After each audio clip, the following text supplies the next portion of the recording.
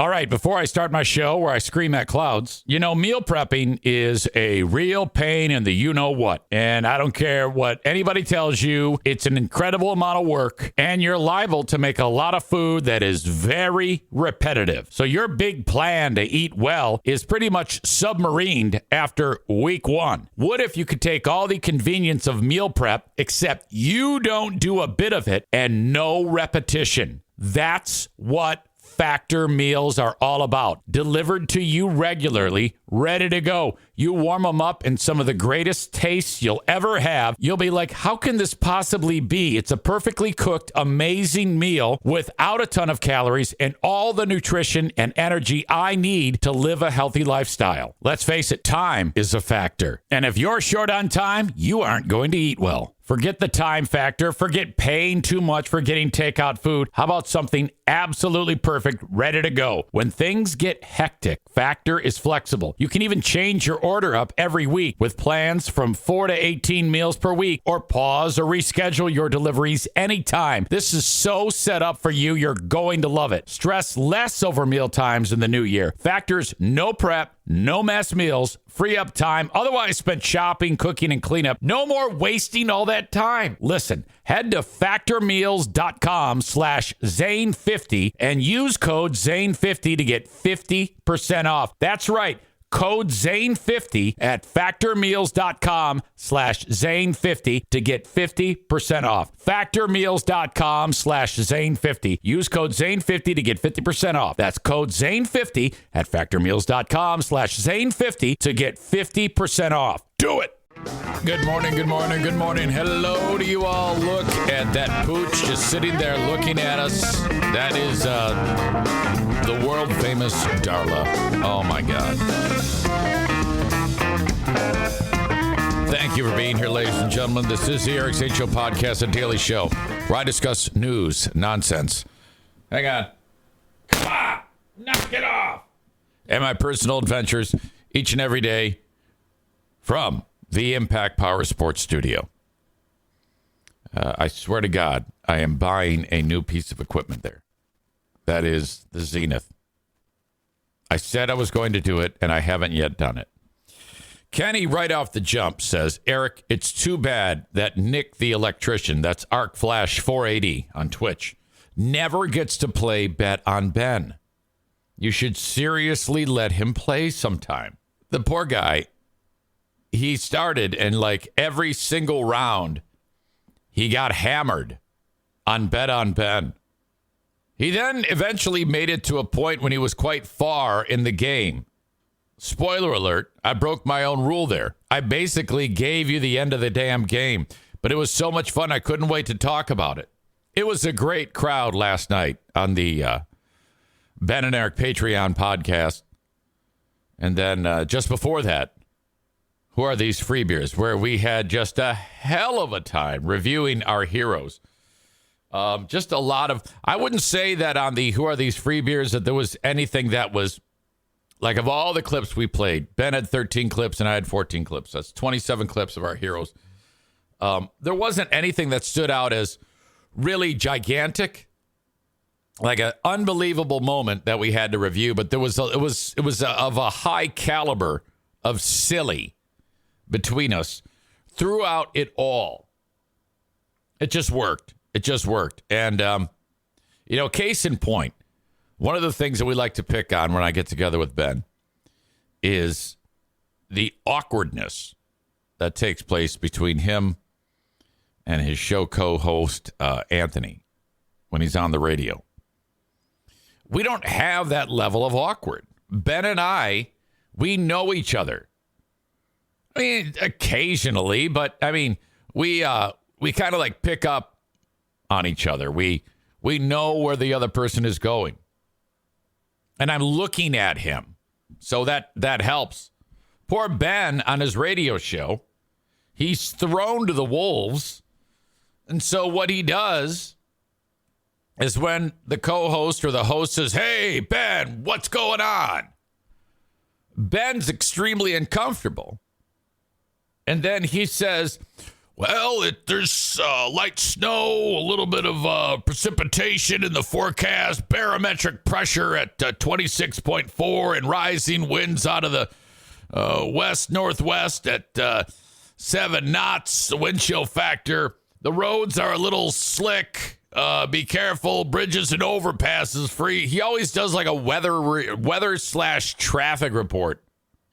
And then the funny thing that this is all part of like this is why you need to be part of the Ben and Eric Patreon podcast. We did a question. Despite Ben's knowledge of the weather, as Stevie refers to him as Fender Bender Ben. Yeah, we used to call him that on the radio, I think. One of the questions in Bet on Ben was, what does a meteorologist study? And Ben's first answer was meteors. Despite this unbelievable thirst for information when it comes to weather. Good morning, Bet. Good morning, Ben. How are you? Oh, cloudy with a chance of snow. That's right. Yeah. Oh, my God. All right. Feeling good. Feeling fine. There's a lot of storylines bubbling under behind the scenes in my life right now that I'm just dying to tell you. And typically when I get in this environment, all right, when that little blue light on top of that camera, that's right, it's blue, goes on, I get more loose-lipped. Something that I may not want to tell you when the blue light is off. As soon as that thing lights up, I'm like, oh, God, I got to talk about this. But I'm pumping the brakes. Two things are burning hot on my brain. But I just can't reveal. They're exciting. But one is exciting. The other is just kind of weird.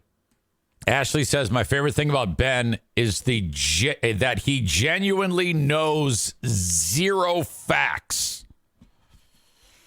Yeah, that's pretty accurate. I think he would know.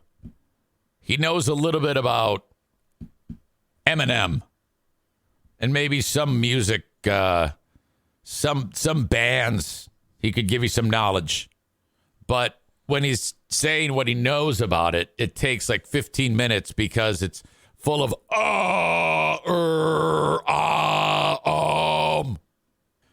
Ashley writes, Ben is the most innocently stupid person. He just doesn't know information.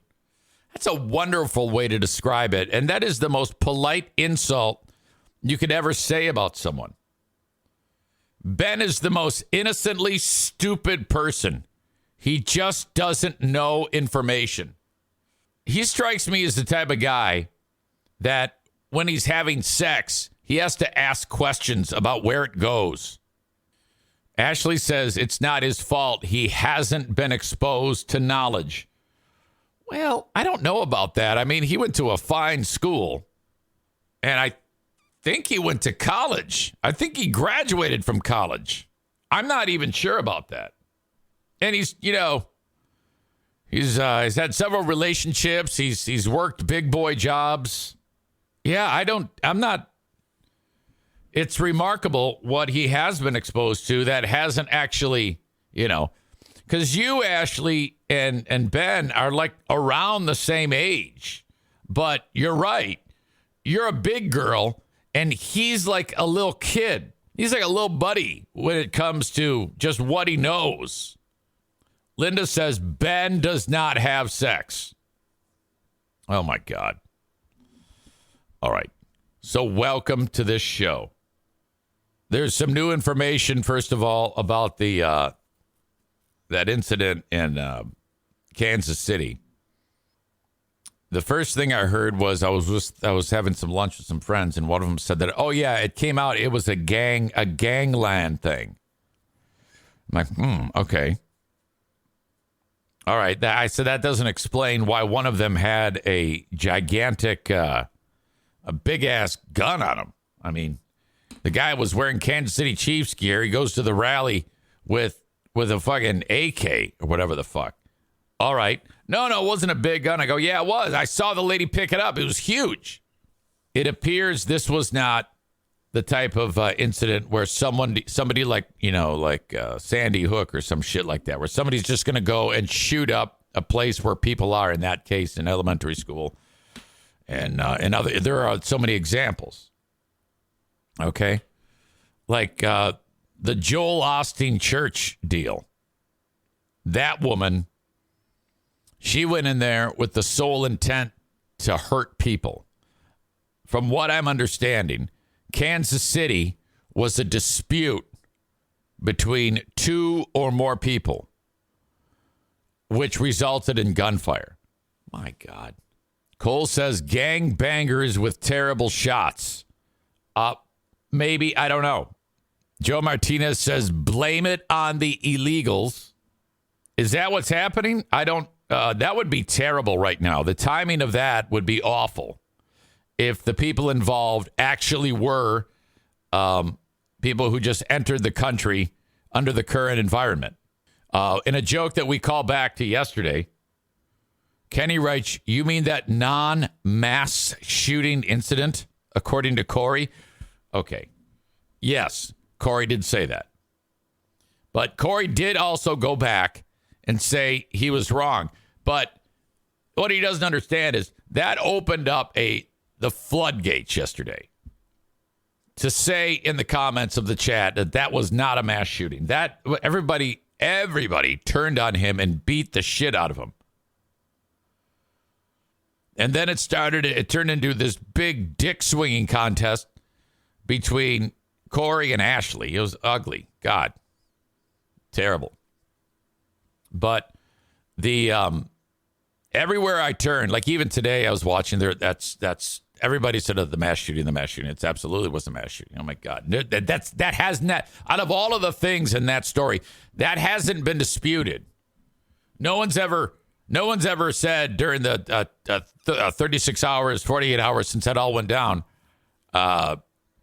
the actual naming of what it's called, what it's known as, what it was. It can only be one thing. There's no other thing it can be called. The calls to regulate our guns in the United States are as loud as always. They fall on deaf ears. I don't know why they even say anything. And frankly, I don't know what anybody hopes to achieve by even suggesting such a thing. If you were to change all the laws in the United States and make this a very, very strict country with extreme gun control, nobody's going to actually abide by that. All right. All that's going to do is make it more difficult for the good guys to get their hands on guns. We're too far into this to suddenly stop midstream and say, all right, now they're illegal. That's like saying that in the United States, all clothing is illegal. You can no longer wear clothes. That's how that would go. You can no longer wear clothing. So everybody turn in your clothing and you cannot have clothing. People would go, fuck you. That's how pervasive guns are in the United States. Cole says for every 100 people in the U.S., there's 120 guns. Is that right? That can't be right? That's got to be a joke. That wouldn't surprise me. Same thing when it comes to, okay, you got the Kansas City incident. You've got the Joel Osteen church incident. And on the Joel Osteen church incident, so some lady, some whack, has a gun. She walks into the church, and she brings her 7-year-old with her. And what is the mindset there? As Joe Martinez sarcastically writes, we have to close the southern border because all of the murderers and drug dealers are polluting our country. She walks into the church. She's got the kid. She pulls out a rifle or whatever the fuck it was. And, okay, that's a bad... If you're going to shoot up a church, you don't want to do it during the Latino mass, the Spanish-speaking mass in Texas. She got off barely any rounds. I think one lady might have gotten hit in the leg before the locals there all pulled out their pieces, their guns, and just lit her up, you know. I mean, it wasn't even close. She died on the scene, and the kid, the 7-year-old that she brought to the mass shooting, got hit in the head. And believe it or not, that kid's going to live. Cole, about the stat he threw out, there's 120 guns for every 100 people. He writes, pretty sure it is right. Well, look it up. I don't have time to do that shit. So she gets shot up. She dies. The kid lives somehow. The grandmother of the kid and I think it is ex-mother-in-law of the deceased, for years, she had been saying to anyone who would listen, so this chick's crazy. She's got suicidal tendencies. She's got a violent side to her. And she reported to CPS that she keeps guns unlocked all around the house all the time. She's like me, except I don't have kids here. And according to easily obtained information, CPS did nothing. Okay? They never went to the house and said, hey, all right, we're getting, we're hearing some bad things about you. Let us in. This all could have been avoided if the obvious warning signs were addressed, and they were not. Then ex-mother-in-law even went so far as to call Osteen's church more than once, saying, hey, yeah, no. I'm not here to give you money. I'm not a fucking moron. I'm here to let you know that this woman wants to shoot up the church. Like, the actual warning several times, months, even years before she went to that church for a period of time. And then seconds after the violence happens, you've got government officials standing in front of whoever will listen and say, this is the fault of the guns. This is the fault of the guns. Oh, my God. Can you believe this? We've had 48 mass shootings in 45 days of the new year. This is, and it's like, okay, yeah, I get it. I understand. But this is not the answer. That is not going to work. That is not going to do anything. And I don't have the answer, but I'm telling you, that's not the answer. And then people say, well, do something. What? What do you want them to do?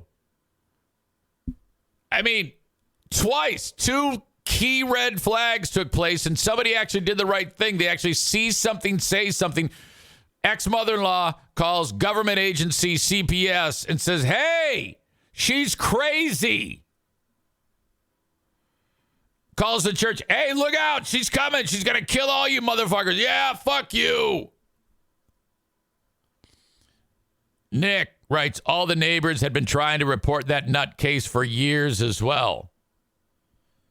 Now, that story that I just talked to you about is being reported on. Kind of. You got to look for it. There's no way in fuck that people who talk to the masses, let's say the major networks or anything like that, are going to park on that story and give you a possible point of view that does not further the whole consideration about taking away guns. That is such that's such low-hanging fruit by activists who think that the world can be changed in the United States, our violent tendencies, just by taking away the weaponry. D.S. Philbrick. What is your name again? You're the guy, Nick. It's Nick, right? Nick the DJ. Is that right? Says, the quote, nothing was done seems to be a real common theme lately. It's the first thing I thought too. Turns out Cole's stat was correct. 120.5 guns per 100 for the U.S. Sorry, that's Trucker Dan. Trucker Dan says the nothing was done seems to be a real common theme lately. And that's, we look at Oxford High School in Michigan. That was, oh my God, so many glaring problems. Jesus, the buying the kid the gun. I don't mind buying a kid a gun and teaching the kid how to use it if he's not, like that kid. The mom and dad not recognizing that kid was fucked up, And then the idea that all of the signs of the kid drawing out the murder scene just before it happened. The mom and dad keeping the gun in the sock drawer, for God's sake, just after they bought it. The kid taking the gun to school. He's in the counseling room after they find the illustration of him shooting the students. He's there with the counselors and the mom and the dad and the cop liaison, and they don't even bother searching the fuck's bag. The mom and dad never point out that there's a gun at home that is not locked up. It's somebody. And then they blame guns. You can't blame the gun. You just can't. That is a simple, far left talking point that incites people.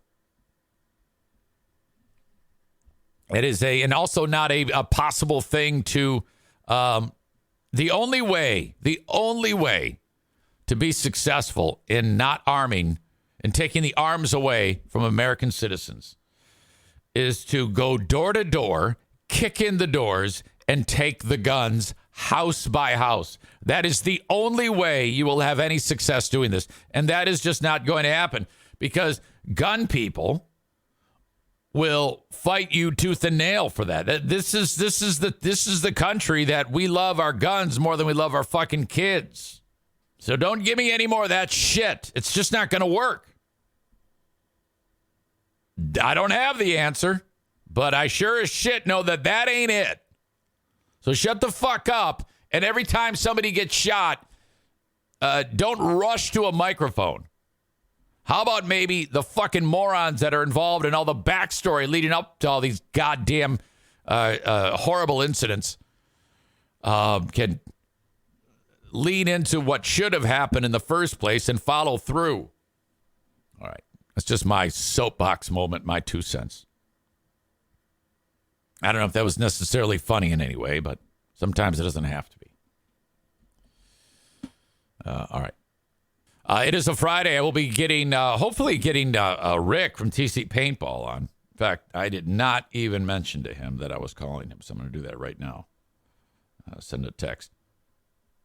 Yo, can I call you at 9? ? Our paintball war number 23, the battle for the Rio Grande, is shaping up nicely. Team Brown is up to 15 members. I need more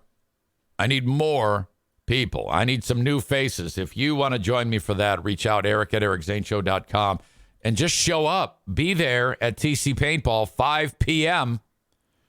Coming up on Sunday. Pizza party beforehand. $35 gets you the gun, the mask, the paint. It's going to be awesome. It's going to be awesome. Thank you to the folks watching this show on Facebook, X, and YouTube.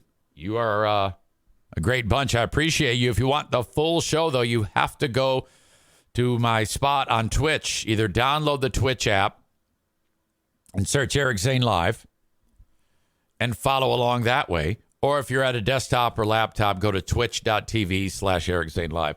Thank you so much. The rest of the show available on Twitch. My audio podcast, all of this becomes the audio podcast available wherever you download shows. Wherever you decide to do that, please subscribe.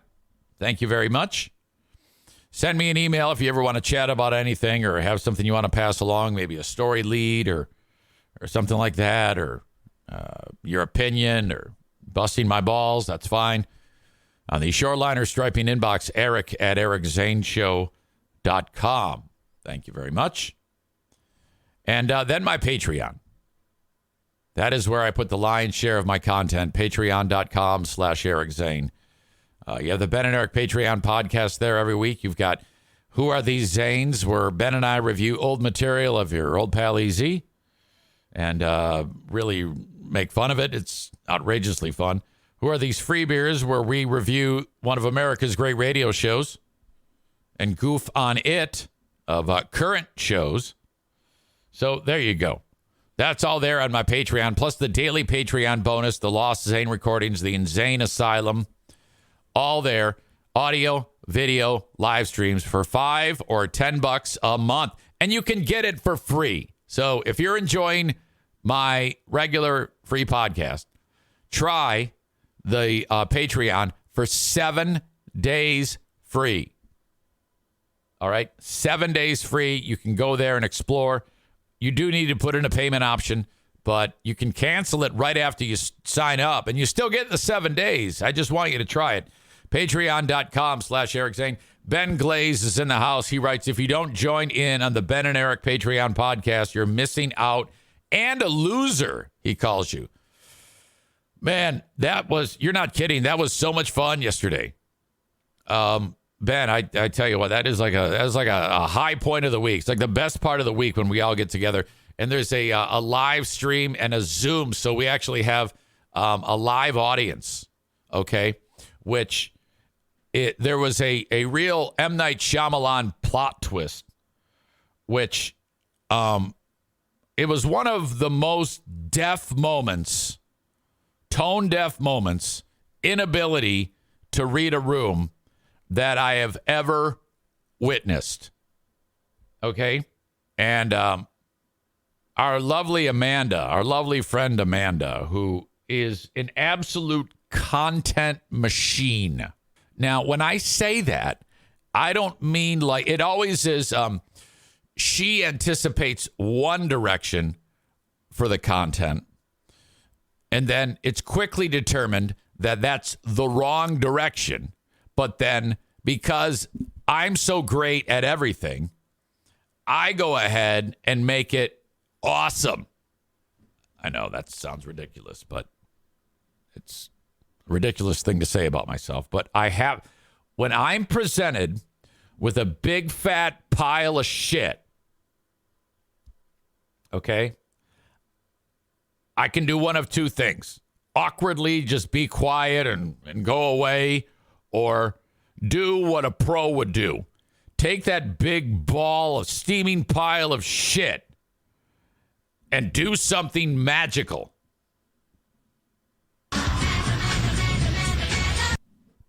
Amanda says, I missed the beginning of this rant, but I assume he's talking about me.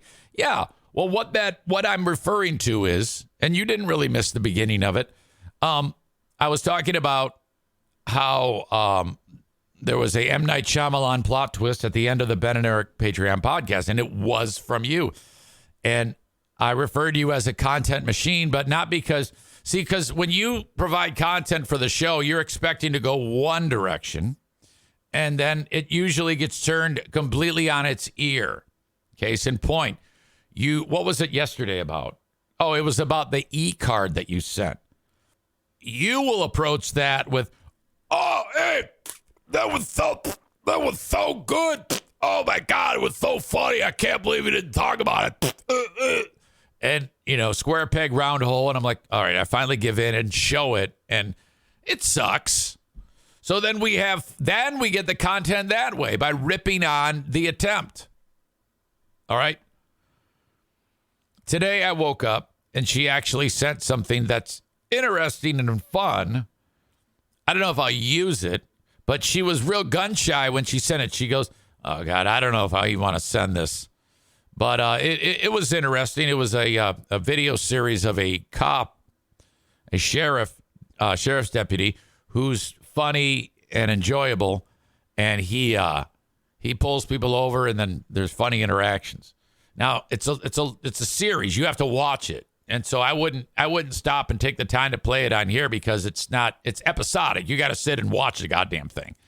So good to watch on my own, but I don't know if I'd necessarily bark on anything there. Whatever. That has nothing to do with like yesterday's e-card incident. And I'll tip you off to this, because yesterday on the Ben and Eric Patreon podcast, I can't believe the lack of foresight on Amanda's part. Amanda says, all right, hey, my final word, because we usually do, hey, what's your final word? And typically you're supposed to say, well, I'm excited because I'm getting a new car on Saturday. That's my final word. Oh, all right, great. And, it's just a simple way to wrap up the show. Then you might go to Maureen and, hey, Maureen, what's your final word? Well, this all goes back to when I was a little girl and how I didn't like broccoli. Broccoli, that goes back to ancient Egypt.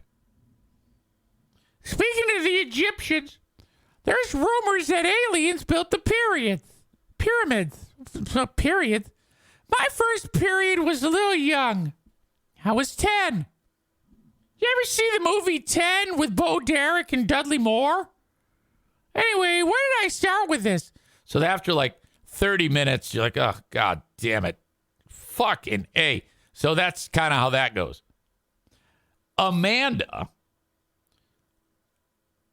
she, I can't even, I'm not going to do it.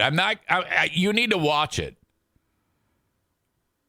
She delivered me probably the biggest curveball that I've ever witnessed in my career. Two things in her story threw me for a goddamn loop.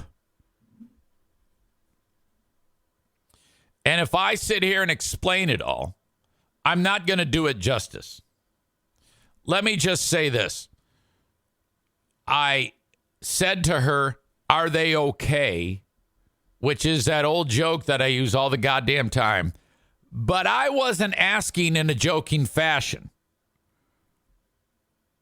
I said, oh my God, are they okay? Seriously. And so it was so fucking awkward. And I was like, what do you expect me to do here? Here we are on a fucking comedy podcast. You see, I couldn't come up with this yesterday because I was so shocked at the tone deaf story stylings that she delivered on us. It was so out of the blue and horrible. And here I am, I'm looking at a dozen faces of people and we're all like, what the fuck are you doing? What is going on? Good God. But at the same time, we had to be sensitive. She put us in such a bad fucking spot. I was blown away at the horrible decision to even share it. What is wrong with you? All I'll tell you is this. This is the most must-listen thing of the week. All right? On the Ben and Eric, that took place on Patreon. Forget who are these free beers. Forget anything during the whole week's Patreon bonus podcast. The very end of the Ben and Eric Patreon podcast, when Amanda gives her final word, was so traumatic and horrible, and it left me with, where the fuck do you want me to go with this? It took me up to now. To actually figure out what I was going to say about it. Brandis says, Amanda, you can't win. LOL. No matter what you say, you're going to get shit. I don't know if you've heard this, Brandis. Yes or no? Have you heard what went down last night? Because if you heard it, you would be like, EZ, oh my God, you were so put in a horrible, horrible spot. Brandis, do yourself a favor. And but just watch it in its entirety. So you see how much fun we're having. It gives you a real sense because we were rocking. There were so many laughs on that fucking show. And then, okay, hey, we're getting ready to wrap it up. Let's do the final word. Here we go. Oh, hey, my dog got a dog, or the dog I was fostering got, my dog, if Mocha got fostered. Yay! All right. I can't wait to go to the bar this weekend. Yay! I'm looking forward to paintball. All right. And then Amanda. Amanda says, I'm trying to deal with my pain. I'm still trying to grieve. As you can see, I'm not handling it well. I don't believe that this has anything to do with the handling, because this decision-making that you did at the end of that show is on par with every other horrible decision you have made concerning interacting with me and other members of this show. It is consistent. It was so bad. I don't even have a way to say, oh, honey, because I'm still trying to put the pieces together in my brain. Amanda says, you guys are my only friends right now, and that's saying a lot. Well, you know we love you. You know, come on now. It was hilarious. It was the most hilarious, horrible story I have ever heard in my life. At the same time, I was mortified, sad, amazed, disgusted, and angry. You managed to, by doing that, put all those 5 things through my system. It was a flood of black going through me. You are powerful. You are like Oz. I can't tell if you represent the light or the dark side of the force. Ladies and gentlemen, do yourself a favor and limp through that Ben and Eric Patreon podcast. You have to watch it from the very beginning to get the feel for the vibe of how great it is. And then all of a sudden, whammo! Oh my God! What? Nick writes, really came to a screeching halt. I wouldn't have it any other way. That was, frankly, it was fair. It was fair what happened, because you can say whatever you want on that segment. And if that's what you want to say, is what you want to say. But I was like, oh, fuck, now Jesus Christ, I got to make some lemonade here. Amanda makes a great point. No one else's final word was as interesting up until mine, so I had to do something. Yes, I agree with that. Kenny writes, don't go listen, though. Go watch it. You got to watch it, because our faces are like, what the fuck are you talking about? Let me just put it to you this way. The personal nature of her final word can be backed up by numerous news accounts, televised news accounts. It's an extremely personal story. One of the most personal stories you will ever hear. It's tragic, and you can watch it nearly as it happens online. Not kidding you.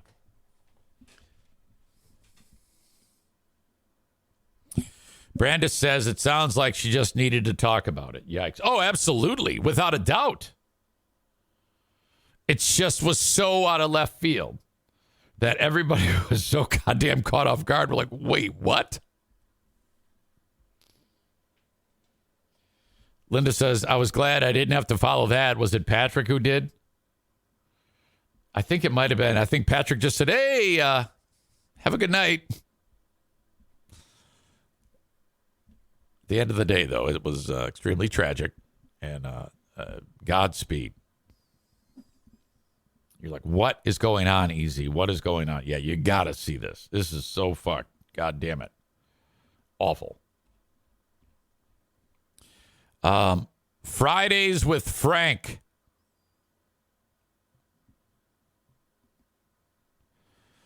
She wrote, I'm taking a risk here. I'm also not sure if I sent you any of his videos before, but this deputy is fucking hilarious. And this particular video is just too fucked up not to share. Just watch the first 30 seconds. If you hate it, tell me not to send you stuff like this anymore. If you like it, you should share it with the group, because I'm sure the comments will be worth it. Yeah, I don't know. And I wrote, it's a good series, easy to watch and fun. It's not something I'd go out of my way to talk about unless I see something that strikes me. And she goes, strikes you?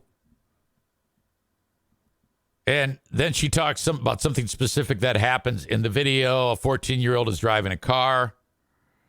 And so here's where Amanda always is. She'll send me what's interesting. And then sometimes it is. Like this is something that's fun to watch. But it's a whole thing. You have to watch a lot of it. And so Amanda's like, well, why wouldn't you share it? Why wouldn't you share it? And it's like, well, from the perspective of me, okay, there's a lot of things that go through my mind that have to be able to make this show. All right. And part of it is time. And I can't sit here and just watch an entire fucking thing, which would require the setup. There's just a lot of nuance to it as to why I do or don't do something. It's nothing because it's good or bad or anything like that. I can only there has to be like a reason for it. You know, it's a good series. It's fun to watch. That's about as far as I'll go. And so this cop gets together and you see videos of him pulling people over. It's like a fun version of Cops with this guy. But the thing is, Amanda thinks that if it's good in her world, we have to go and share it. We have to go and stop everything and talk about it. That's not exactly how it works. All right.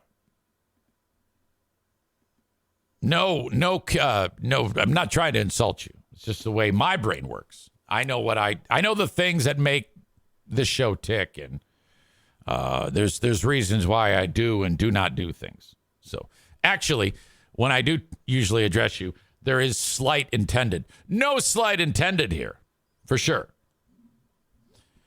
Maybe one day we will talk about it down the road, but right now things have to percolate with me. I'm not that often the type of guy who, when I see something, it really has to jump out at me for me to immediately dive into it. A lot of times I have to watch it, I have to process it, I have to think about it.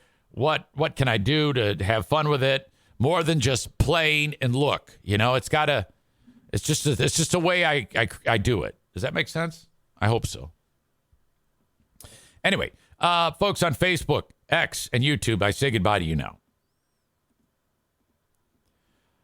For my friends who watch on Twitch and Facebook, it's brought to you by Irvine's Auto Repair, Grand Rapids Hybrid and EV. X brought to you by Blue Frost IT.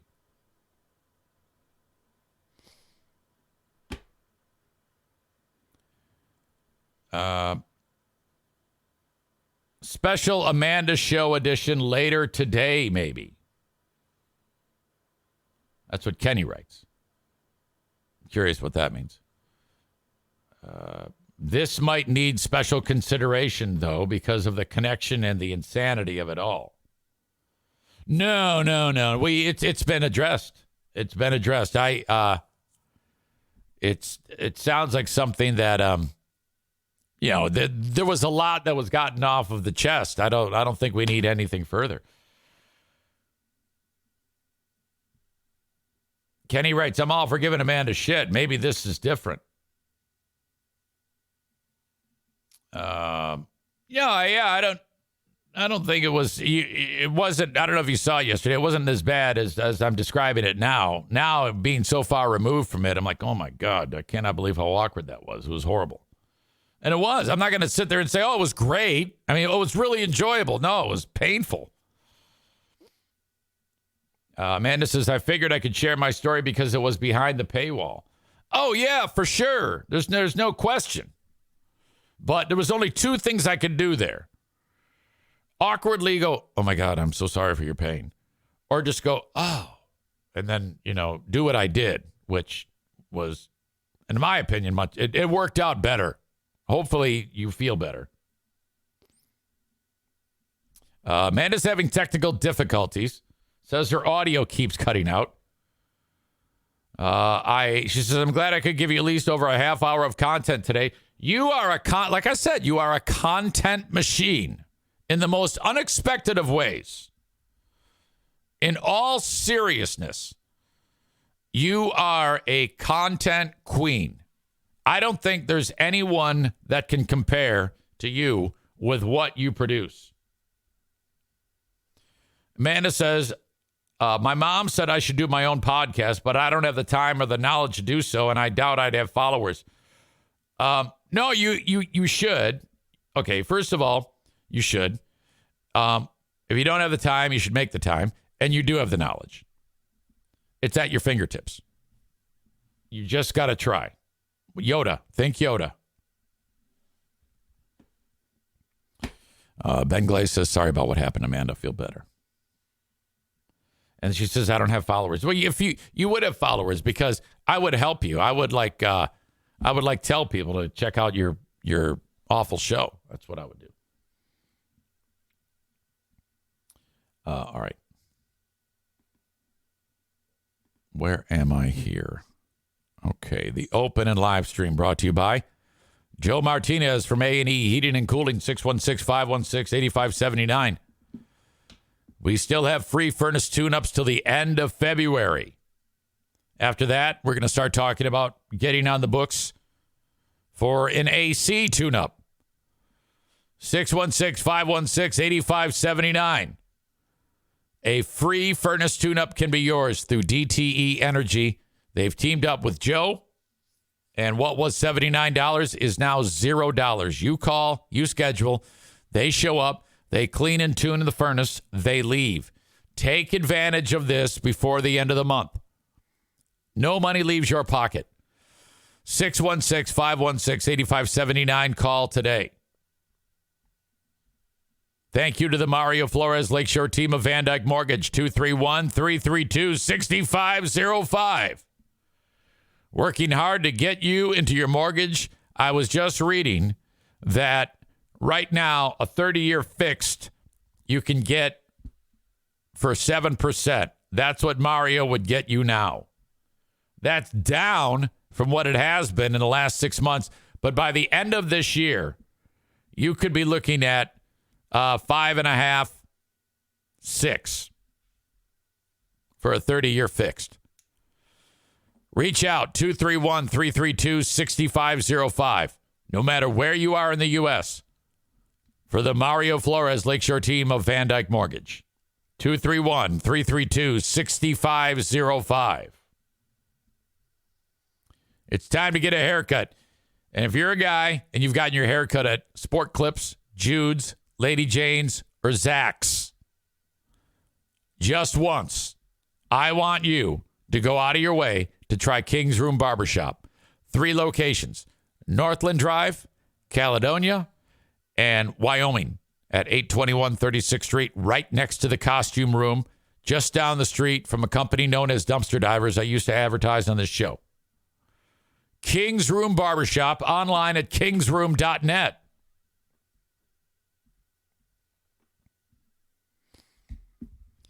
So, climate activists burst into the National Archive Museum in D.C. Conservationists, as they're called, environmental protesters, and they're fed up with the fact that we haven't stopped burning fossil fuels and, flying in airplanes and all the cool shit that we have as a free society. And they don't like that.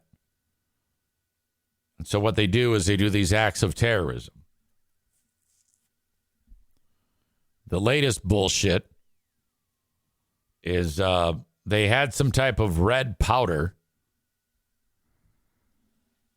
and they walk up to the original Constitution that is on display, and they dump the fucking shit all onto it. It's got this unbreakable display case. It doesn't really do anything. The only person that's really the victim here is this lady. This lady who has to get, it's like cleaning up a glitter bomb. Look at, she's got a Q-tip in her hand, and that frame is elaborate. Those are what we call nooks and crannies. It's like a Thomas's English muffin that she's trying to get this red powder out of. And they're like, we are protesting, global warming and all this shit. And it's like, yeah, you know what? I don't want the planet to get warm either. Okay? I don't want any of that. But I also don't want to walk. I don't want to ride a bike anywhere. I'm going to drive in a combustion motor vehicle, something that is burning fuel. As far as that will go is a hybrid. That's it. That's all you're going to get out of me. And the hybrid is canceled out by the pickup truck that's 30 years old that I have with a 9,000 cubic inch motor. And I'm not getting rid of that fucking thing. And if I want to take a trip somewhere, I'm going to get on an airplane. And unless we decide in one fell swoop that gasoline is illegal, nothing is going to change. The car makers are already, after what, a year or two of this hardline initiative about EVs, are already realizing that it sucks. This fad is already starting to wane. These statistics about how much energy it takes on a fast charger to charge one EV. If you show up at the charging station in the middle of some town in California and you hook up and you pay for the fast charge, costs you a little bit of money, and it takes you 12 minutes to charge that car fully for the 200 miles you're going to get out of it. That's the equivalent of like 15 homes, whole homes that they use, the electricity would use in one day. That's one charge. One charge, one vehicle, fast charge, 12 minutes. That many homes. That's how much energy you're using. And there's a row of like 15 chargers. If everybody came in and just plugged in, you're talking about thousands, hundreds or thousands of homes in 12 minutes time using that much energy. Now, ultimately, that is coming from a power plant that is not green. All right? That has to send the electricity some way. And it's not all coming from a waterfall or solar power or a windmill. And the grid cannot support it. Those fucking wires that the shit goes through can only take so much.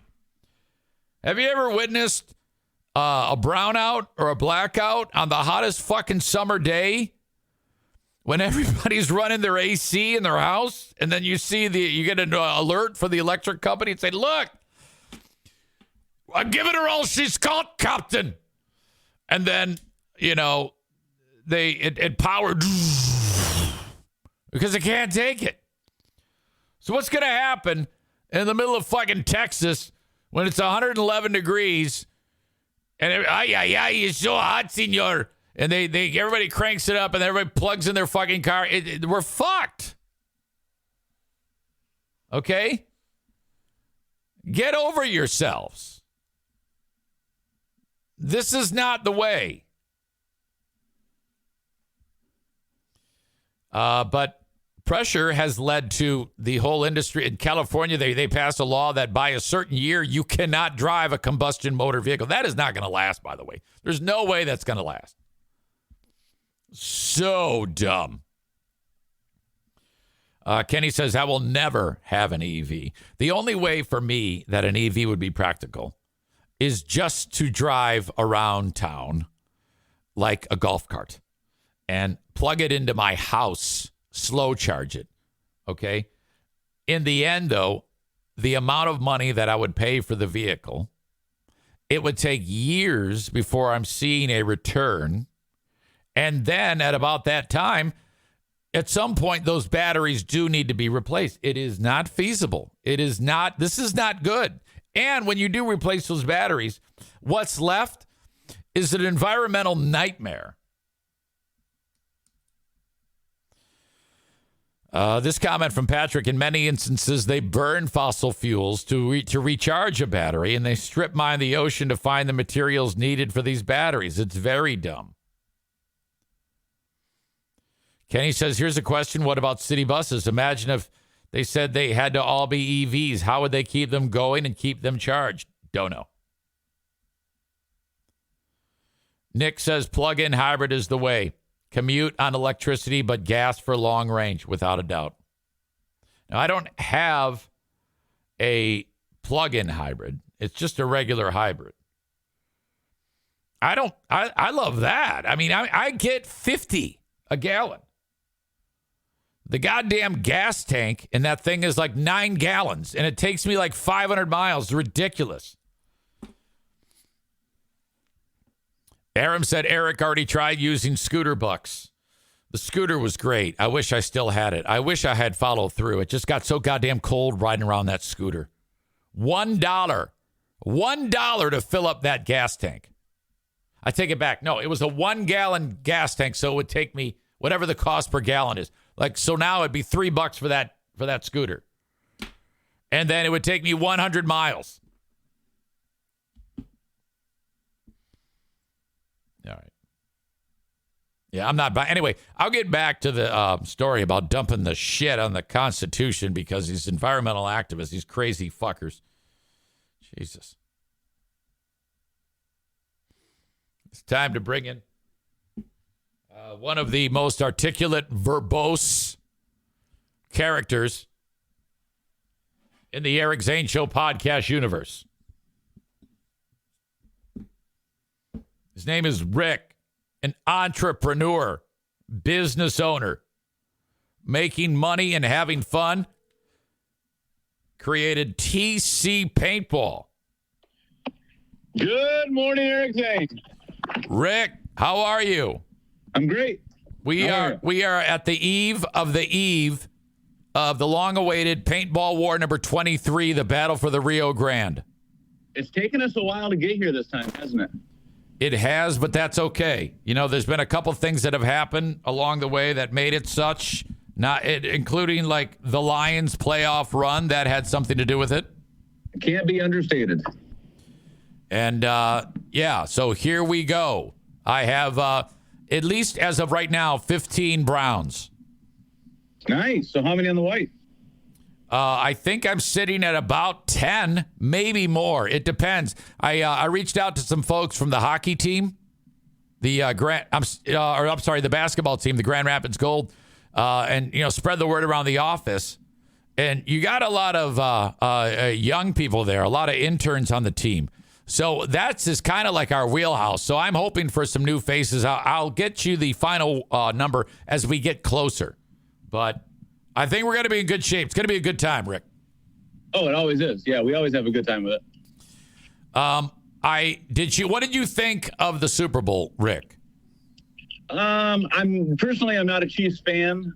It was a good game, though. I mean, an overtime Super Bowl game. I mean, it was a good game. It wasn't the outcome that I personally wanted, but it was an entertaining game. So you actually wanted San Francisco to win the game? I did, yeah. Okay. I was just interested in the game itself. I didn't really have a rooting interest. You cannot, what do you call it? Discount Patrick Mahomes and Travis Kelce. Those two were on fire in the second half. That game was boring for a long part of it, and then it kind of picked up, as much as it pains me to say it, they're one of the best duos of all time. Mahomes could be knocking on the door of, something we never thought we'd see, and that's somebody to challenge Tom Brady as far as, the title of the greatest of all time. If he keeps going the way he's going, it's going to be an argument. He might even surpass him. I mean, it's pretty unprecedented. And that's one of the reasons I didn't want to see them win. I got a lot of respect for what Brady did, and it took so long for that to happen that I don't think it should be, in my world anyway, in my mind, it shouldn't be accomplished or challenged so quickly. It should go another 50 years before it's challenged. I still feel bad about the suddenness of the Lions just disappearing like that. It's like the whole world forgot them just like that. They did. And they were so hot. They were the topic for a while, I tried to think about that as it was going. It was so cool to hear the whole, sports universe talking about the Lions, how they were the dark horse favorites. And, you see those maps of the country on who people were rooting for, and it was all blue. And I mean, that was a really cool time. And I'm hoping that we get a lot more of that over the next few years with what Campbell and Brad Holmes is building there. It's cool. So with the getting so far in the playoffs and being, at the doorstep of the Super Bowl, if anything less than that is going to be a huge letdown for them, I think now, because they did so well. I think they have to go to the Super Bowl next year to keep people from starting to get pissed off. Well, you're going to have all your fringe casual fans are going to say that. But that's just not how it works. Teams have been kind of quote unquote on the build for a long time, and they kind of get to the point where like, hey, we're almost there. We're at the NFC Championship game. That doesn't mean you're ever going to get back there, no matter how strong your team is. You could even have a better team over the next few years and not make it that far. So it's magical. It's special. It's all those cliche words. You just don't know when it's ever going to happen. I'm a football fan. Dan Marino in his second year went to the Super Bowl, and everyone said, man, he's going to go to the Super Bowl every year. He's the next great coming. Yeah. And he never went. So you never know when it's going to stop happening. So we got to appreciate it when it happens. There's a comment in the chat. Linda writes, I will take Patrick Mahomes over Tom Brady any day. There's some dissension immediately with the comment, but I don't think it's that ridiculous. I think how much he's won and he's what, 28, 29? Oh my God, Jesus. I think that he's the quickest to get to this many Super Bowls. Yeah, and that's something that bothers me. And it's just a personal thing. I don't like that because I feel like his perspective is it's too damn easy. He goes to the AFC Championship game every year. He goes to the Super Bowl almost every year. I want to see if I'm going to call him in 10 years, if I'm going to call him one of the greatest to ever do it. I think that he's got to fight through some adversity, a head coaching change and, a talent change, or maybe he's got to do it without Kelsey. I don't know. I don't like it when people make things look easy. Right. And that bothers me, I guess. What about the fact that they got rid of Tyreek Hill? Tyreek Hill, well, right. Yeah, he was there and he was such an asshole. They said, fuck it, we can't deal with it anymore. And they cut him loose. Yeah, I was thinking that at the beginning of the year because it was well documented that their receiving core let them down in a lot of ways over the course of the season. They simply lost games because of a drop here or there or a receiver lining up offside or stupid shit like that. Their receiving core hurt them, and I'm like, yeah, they're one of the best teams in the NFL, but they're not going to win the Super Bowl. They don't have a strong enough receiving core. They got rid of one of the best receivers in the game right now, and they haven't really replaced them well, and they still won the damn Super Bowl. It pisses me off. Yeah, I know. It's annoying as shit. Are you team Taylor Swift or not team Taylor Swift? Do you do you not care? I'm team I don't care, really. But I do, I was listening earlier this week when you were doing, and not that a mass shooting or a mini shooting, whatever you want to call it, not that is anything to laugh about, but when you said that they should have clips of Taylor Swift in the press box during that news story, I about fell off my chair. Yeah. That was for... If someone hit the wrong button and it goes from clips of people running, fearing for their lives, to her jumping up and down. Oh, no. And she's high-fiving. Oh, my God, that's funny. Oh, my God. Yeah, well, she gave $100,000 on the GoFundMe to there was one lady who died, a mom. And Swift gave $100,000 on the GoFundMe. I thought that was pretty damn cool. But, good for her. People will be like, oh, yeah, sure, whatever. She's just doing it because she's getting publicity. People will actually do that. I can promise you. Well, people need something to talk about or bitch about or complain about it. I just roll my eyes and move on. It's like that. It's not even worth talking about. She's a football fan. She's dating a football player. Yeah. Let's move on. All right. So let's close the book on that. Is there anything going on in your life that's like, Jesus Christ, this is something? In Rick's mind, what is the most talked about thing going on in the world today of Rick Steinbeck? Nobody on the podcast gives a shit about it. It's all paintball stuff. You know, the paintball's got its own little subculture. Right. And drama and all that shit. So all my drama and interest and goings on has to do with the paintball world right now. So from the outside in, it isn't that exciting. Now, does it have to do with your team internally? Not so much my team. My team's always in kind of a state of flux. We're not really practicing right now. I'm focusing on my lower division teams and trying to get them up to speed. My kids' youth team is going to Vegas in March, so I'm getting them ready and practicing. In a nutshell, my team has had a lot of success over the years, and we're at a point where we're not having as much success. You know, we've been talking about that, tournaments we've been to and stuff. And I think everyone's just kind of, I don't know about over it, but they're taking a break and not really wanting to put blood, sweat, and tears into it like we have in years past. So we'll take a few month break and we'll try to come back strong again. In your experience, have you ever encountered a newbie, a young new person who's never really played it before, that was so good and had such a knack and seemed to be so far ahead of everyone else that he was playing against that you thought, oh my God, this is the second coming of the next Tom Brady of paintball? It happens, absolutely. And I see it a lot because I try to spend a lot of time with newer players, you know, developing those players. It's good for my business and it's good for the scene and it's good for my industry.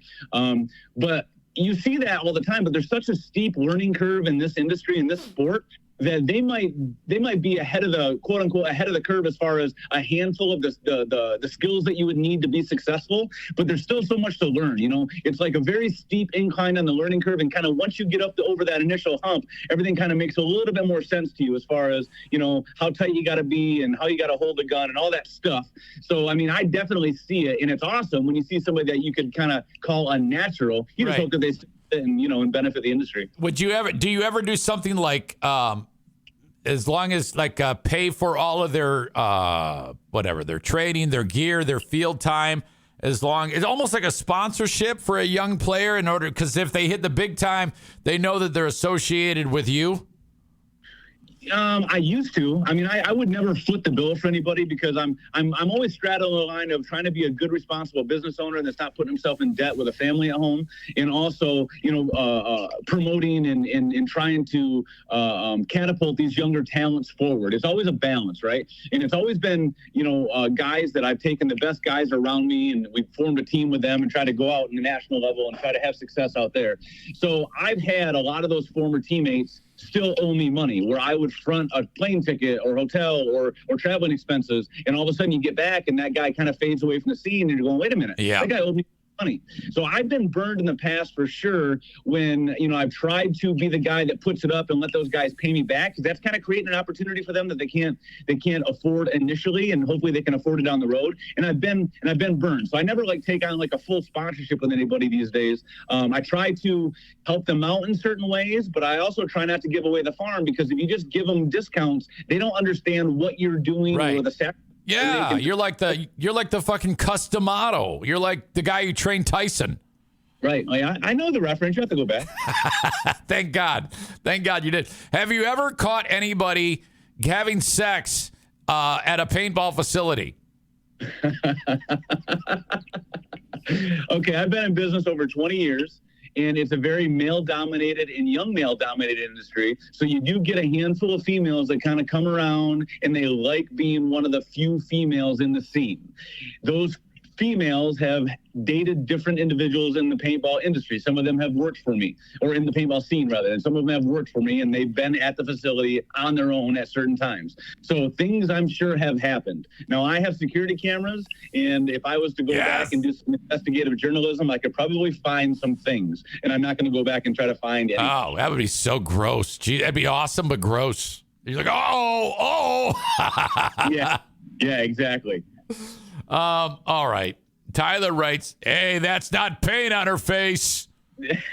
Well, shit, I've been on the receiving end of that, where a paintball hits the with the no, I was saying that the paint hits the mask on the mouth. It looks like jizz all over my face. I wish it was. Does it taste the same? Yeah, it's terrible. Okay. Sunday, 5 p.m. we start. And people are encouraged to go there. You don't have to actually. You can just show up. You can just show up and come as you are, and get ready for paintball action coming up on Sunday at TC Paintball.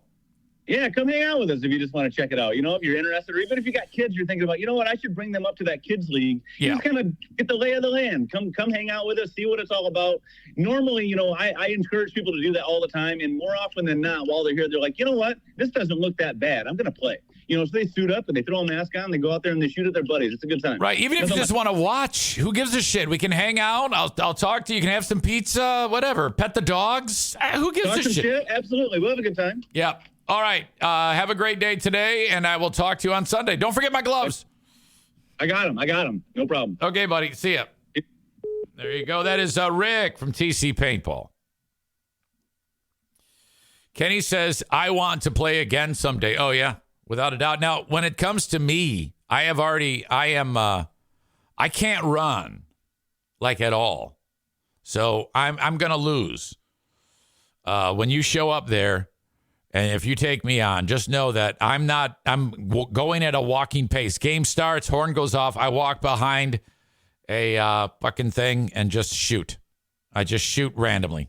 And then when my thing runs out of paint, I put my hand up. I'm out. My goal is to shoot all my paint shots and not get shot. Because if you just put your hand up, you're out. So that'll be me. Sunday, 5 p.m., TC Paintball. Thank you. We've got basketball coming up with the Grand Rapids Gold. The next game is Sunday, March 3rd, 3 p.m., Marvel Superheroes Day. I guess you're going to get all those nerds dressing up in the gear. The kids love this stuff. It'll be a great time for you and the fam. Get a ticket at Grand Rapids. Get your tickets at grandrapidsgold.com. I do cameos at cameo.com/Eric Zane. Hire me. It'll be fun. Whether it's you want me to roast somebody, I can be as sweet or as mean as you want me to be. It's up to you. Cameo.com/Eric Zane. Hello to Impact Power Sports. They sponsor the studio, impactpowersports.com. I'm sorry, impactpowersportsmi.com. Check out the selection of side-by-sides, ATVs, UTVs, motorcycles, e-bikes, if that's your thing. Yamaha Golf Carts, Michigan's newest dealer of Yamaha golf carts at Impact Power Sports in Rockford, Michigan, along 14 Mile. Check them out either online or in person. They have a fantastic service department as well that can help you. If you're a piece of equipment that you have, either purchased from them or from someone else in the past, goes down, you can have them service it for you. A fantastic service department at Impact Power Sports. A little further north in Greenville, Michigan, is Green Medicine Shop, which there's a long list of things that I've been chronicling, talking about on this show as to why, if you are a user of cannabis products, why you should get them, at why you should make the trip to Greenville to go to Green Medicine Shop. One of the things I'm going to talk about is when it comes to recreational cannabis and medicinal cannabis, which is what they sell. Recreational cannabis, fit for human consumption, is allowed to have more yeast and mold in it than medicinal. Like a lot more. Okay? But when they get it into their house at the recreational facilities, they still don't want that going out there. So they nuke it. They actually put the flowers in a microwave to eliminate that. So you have dead yeast and mold spores that you are ingesting when you inhale. And that's not great, especially for people who are allergic to those things. Okay, whether it's alive or dead, it's still going to affect you. You're going to cough more. It's going to hurt more. It's going to be anything but smooth. It's going to be harsh, ass, dirty, recreational, filth cannabis. That's one of the many reasons. Not to mention the cost. You're paying a 10% excise tax on your recreational. Get your med card at thegreenmedicineshop.com. Click on the spot right at the top of the page. Take you 15 minutes. It's going to cost you $90, but you get a $100 in-store credit. There are people who walk in, they realize it's a medicinal facility. They go out in the parking lot, they get their med card through the online thing on their mobile device. And then they come in with their $100 in-store credit, and there you go. The $90 is a wash. You got 10 extra bucks in your pocket and do whatever you want with it. All right? Green Medicine Shop in Greenville, Michigan. Worth the trip. And that is the only way our cannabis users from the ages of 18 to 21 can legally buy cannabis. Okay? So if you're over 18, it's never too early to start smoking weed. That's the easy motto with the Green Medicine Shop. If you are 18 and over, develop a new great habit of smoking tons of weed. Now, I don't. I can't. Okay? You can. Just because I ruined that wonderful luxury that we are allowed to have as Americans doesn't mean that you cannot do this. 18 to 21, get your med card, and then you can be burning like all your friends that are over 21. You can say, yeah, I go to the Green Medicine Shop and get my clean cannabis. Fuck you. TheGreenMedicineShop.com. All right. Oh, God. Was it the other day? Wasn't that long ago. We had a story that we talked about on the podcast of the lady who was in the, like the guy was operating the garbage truck. And then he's like, oh, my God, I've compacted this 3 times, and I just noticed that there's a woman inside of this truck. What the hell is going on? That actually happened. I think it might have been in Florida. And then I think at one point I said, what the hell? I mean, how the hell did she fall in there? What's going on? And then someone said, well, sometimes people live in those things. They actually sleep inside of the dumpsters. And that happened. Just the other day, the local TV station did a story about this guy, this 70-year-old dude who that happened to. A man is recovering in the hospital tonight, injured after nearly being crushed to death in a garbage truck last week. 13 on your side's Jeremiah Brown joins us with details on how he got there and what he says saved him, Jeremiah. Absolutely, Juliet. Danny Summy says it is a miracle he is alive. He told us while apples would have sufficed, it is because of a bag of oranges that he did not lose his life. You know, God had his eye on me right then and made sure that I have a story to tell. Danny. Okay, so we start here with Danny. He's got an orange in his hand. So the oranges were key. So this is clearly a homeless man. He's extremely long hair, everything, unkempt. Is that how I say that? Unkempt or unkept? I don't know. He looks like a homeless dude. Summy tells us he is unhoused by choice. Okay, there we go. He's unhoused by choice. And that's like the nomenclature that we have to use now, which I don't give a fuck. He's unhoused. Why is that? Like if you say homeless, hey, you're homeless. They people are going to get pissed off and offended. No. We say unhoused. No. Let's not make this more complex than what it is. You're a hobo. You're homeless. You're drunk or on drugs or something like that. Something fucked up has happened to you and you're homeless. Let's not put more flowery language on this shit. He had gone inside a dumpster to take cover from the rain and had fallen asleep. He come rolling up, slapped onto the dumpster and dumped me. And then like 4 more dumps, and I picked up some of these guys. He just reached for an apple. Let's not get a close-up of his nails anymore.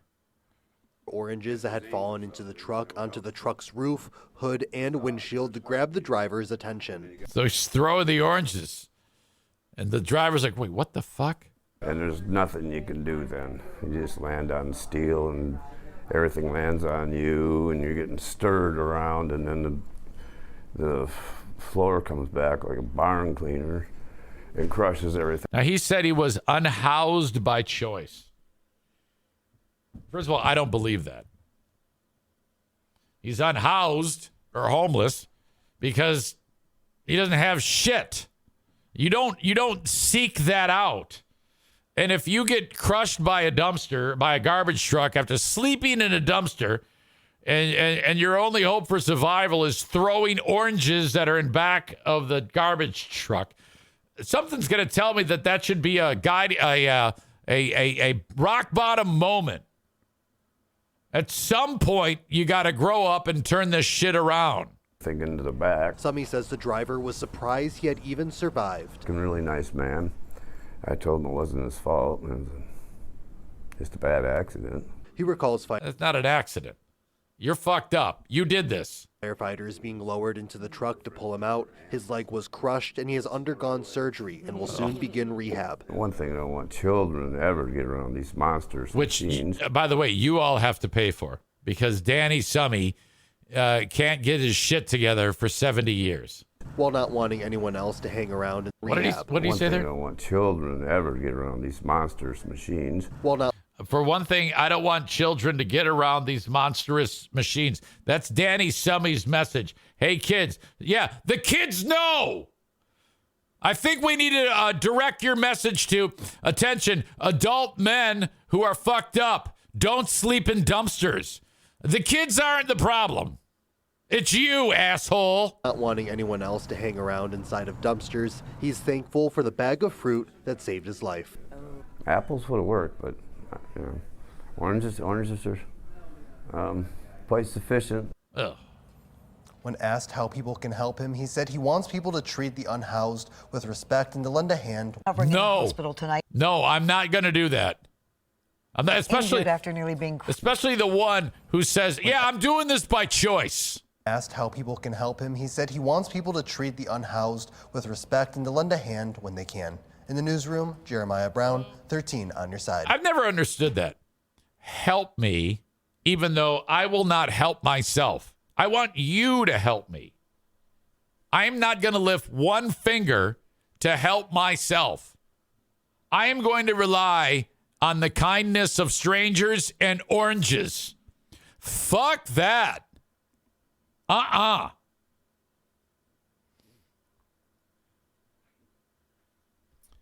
Kenny says, I can't say unhoused, nor can I. Chris says, be cool if he asked the reporter if they had meth he could have. Tyler says, yeah, I'm not concerned about the kids, nor am I. Kids aren't an idiot like you. Donut Dan says the driver's like, son of a bitch, another damn homeless dude in the truck. Kenny writes, quote, this here's a magic orange. It saved my life. If at some point, you know, he's still got the orange in his hand. So he's like, that's like his Wilson now. His orange is the only thing he talks to. Brandis says, yeah, man, exactly that. This is a choice you're making. That makes it difficult for me to want to help. I'm all about giving food to someone down on their luck. But this, what the fuck? Exactly. It's a damn good thing that most of the population, like you and I, we have the wherewithal to know that we have to contribute to society. And our contribution is existing at an appropriate level, you know, so that we can actually be part of our society and our culture, so we can go to work, eat, consume, live, interact, the bare fucking minimum. And when society, these people that are living in dumpsters, the first thing they say is, oh, you have to watch out for me. It's like, look, I'm watching out for me. I am trying my best to not be like you. if you did the bare minimum, you would not be throwing oranges and looking at an orange saying, "You saved my life, orange. Hey, kids, stay away from dumpster."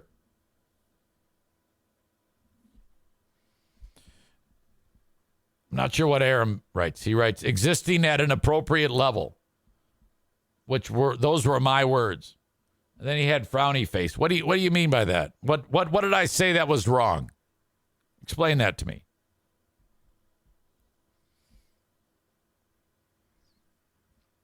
Dan said, I had a homeless guy show me his intestines outside of McDonald's in Phoenix. Wait, hold on a minute.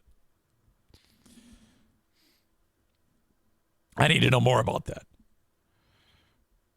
Aram says, I don't know what existing at an appropriate level means. Oh, well, okay. This is what I mean by that. Like that guy, the homeless dude, he's existing. The level that he's existing at right now is not appropriate because he's relying on strangers to allow him to exist.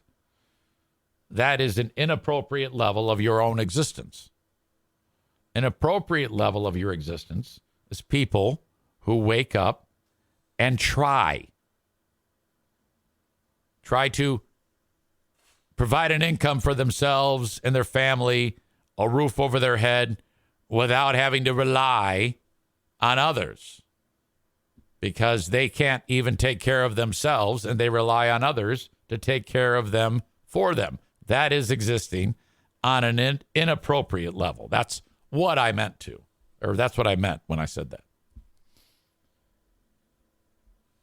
I'm surprised you weren't able to gather up what I said there. Why did I have to stop down and explain that like Mr. Rogers to you?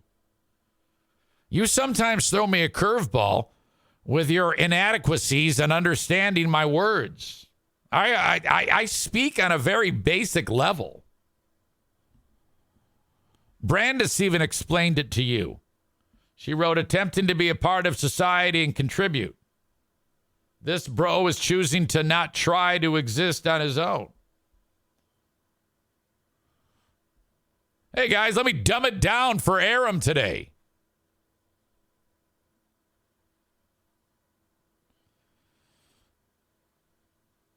Kenny says, put him on a TV show about taking his orange with him on adventures and actually call it the Mandarin.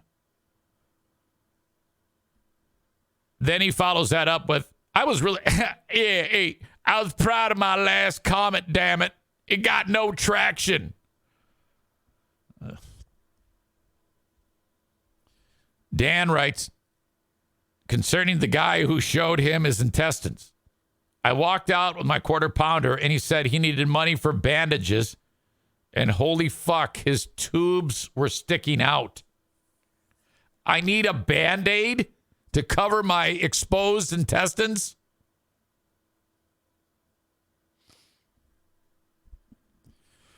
Brandis says, most of us are struggling as it is. How can anyone, or this guy, expect us to carry his weight without him carrying it himself? It pisses me off, honestly. Yes, exactly. It's so frustrating. Tyler adds, quote, basically, the intestines were popping out of the skin. That is a reference to Rick Pitino, Louisville. Well, anyway, that's an ugly-ass story. Goddamn disturbing.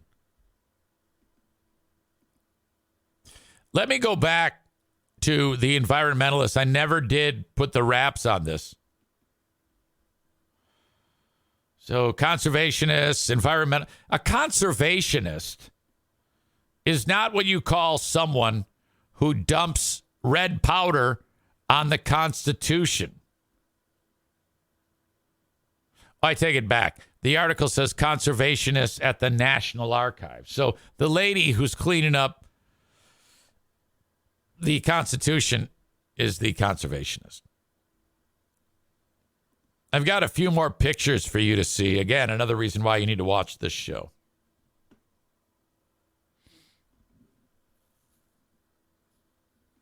This is what it looked like with all the powder all over it. That's a goddamn mess. United States Constitution. Right there. That looks like some of the shit that they recovered. They said they used eraser crumbs to clean up the mess. Not sure how that works. This poor lady is saddled with this job. The powder is everywhere, man. It looks like my the top of my stove after the NFK salts his food. Except the lady who's cleaning up the Constitution looks at my stove and says, God damn, that's fucked up. All right, so these people work painstaking hours cleaning the pinkish red powder from the nooks and crannies of the documents' protective housing.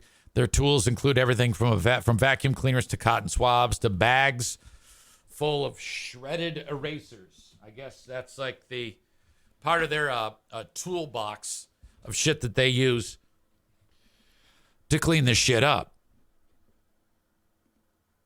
The Archives building rotunda displays the Constitution and the Declaration of Independence will remain closed until today as the work cleanup continues. 2 men dumped the powder onto the display 2:30 p.m. Wednesday. We are determined to foment, F-O-M-E-N-T, a rebellion, one man said in a video posted to social media.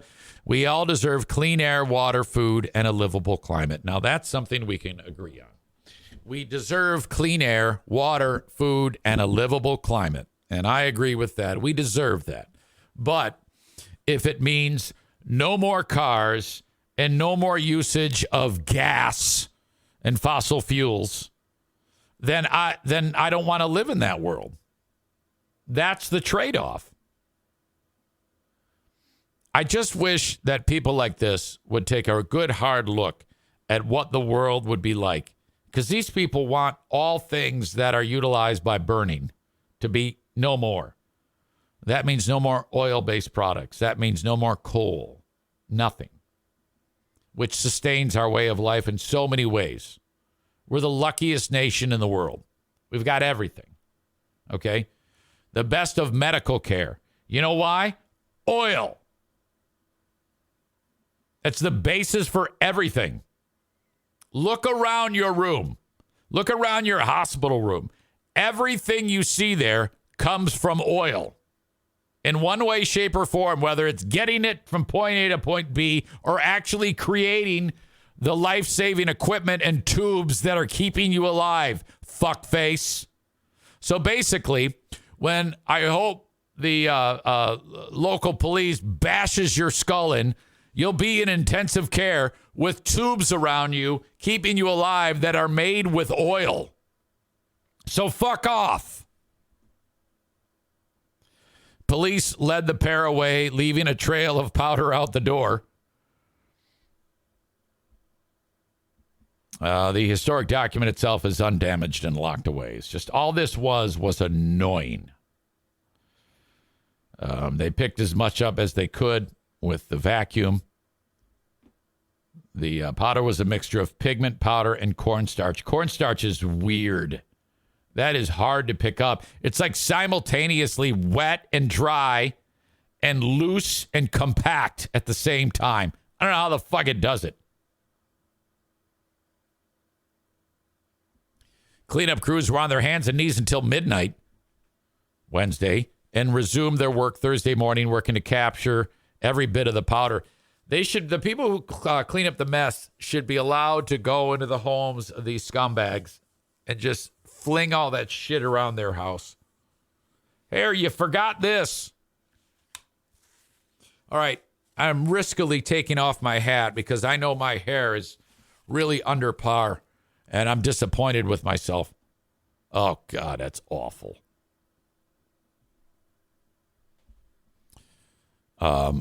Aram says, did they catch the vandals? I think Aram's acid is wearing off, and he's able to understand the words that I'm saying right now.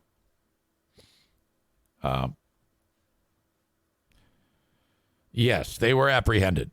They were led away, leaving a trail of powder out the door. Not to mention, when you dump that shit out, people don't, it's not like the bad guys say, hey, this is just harmless cornstarch and dyed powder. It's people think it could be something toxic. They probably run the fuck out of there. Little kids are fucking traumatized. I mean, come on now. Strong candidate for assholes of the day. Protesters. That's what they do. Fuck up our nice shit. You motherfuckers. Absolutely awful. All right. Thank you, as always, to my key sponsors that make this show possible. The Tax Hobbit, Troy Ginzer. 3 strong months a year, January, February, March. He is right smack dab in the middle of his beautiful ad campaign, where I'm convincing audience members of this show to call upon him to get their taxes done. Reach out to the Tax Hobbit, Troy Ginzer, today at 616-301-9516. The greatest certified public accountant you will ever meet, and outstanding from beyond the three-point line. A finalist for Mr. Basketball back in the day in this great state of Michigan. Payroll client services and anything else concerning your business and your personal taxes. So what I'm hoping to do is convince you, the audience, when it comes to getting your taxes done, have Troy do them for you. Simple returns, you're going to be south of $100. The more complex your return is, it's going to be north of $100. The most I've ever heard being paid for taxes has been me. I pay him about $300 a year to do my personal taxes and my business taxes. He also runs the Eric Zane Show Podcast, LLC, S Corp. This company has one employee. He gets a paycheck every 2 weeks. All of his taxes, Social Security, my contributions to society as a whole come out of those paychecks. How do I run my payroll? I don't fucking know. He does it. When I started my small business, I was just paying taxes quarterly. And then he goes, okay, now we're going to do this differently. You're going to be an S Corp. I go, what is that? He goes, I'm not telling you. Just know that I'm in charge. It makes it easier for you to pay your taxes when you're an S Corp. And you just pay them as a small business owner quarterly. You're getting bent over the fucking piñata. All right? There's advantages tax-wise that are available to you. If you're an S Corp, I'll take care of everything. And I haven't had to lift one finger. I say, all right, send me a bill. I don't give a shit what it is. Just take care of this shit. I don't want anything to do with it. I don't want to know about it. You're in charge. That's how I do it. Anyway, I talk about all this because I've been his client for like 2 decades, whether it comes to doing personal taxes back in the day when I was on the radio or personal and business. You can't go wrong. All I do is call this fucker. I'm telling you. And then don't ask too many questions. Because if you do, he's going to talk too much. And you don't want an accountant talking to you. You just want these fucking nerds to push their pens and pencils. That's what you want. So anyway, reach out to the world famous Troy Ginzer, the Tax Hobbit, at tagcpa.net or by giving him a phone call, 616-301-9516. You only hear about this guy 3 months out of the year. As soon as tax day comes and goes, he's gone. You won't hear from him again until January. That's how we do it. That's how he does it. And damn it, I want you to be a client of the Tax Hobbit. About the environmentalists.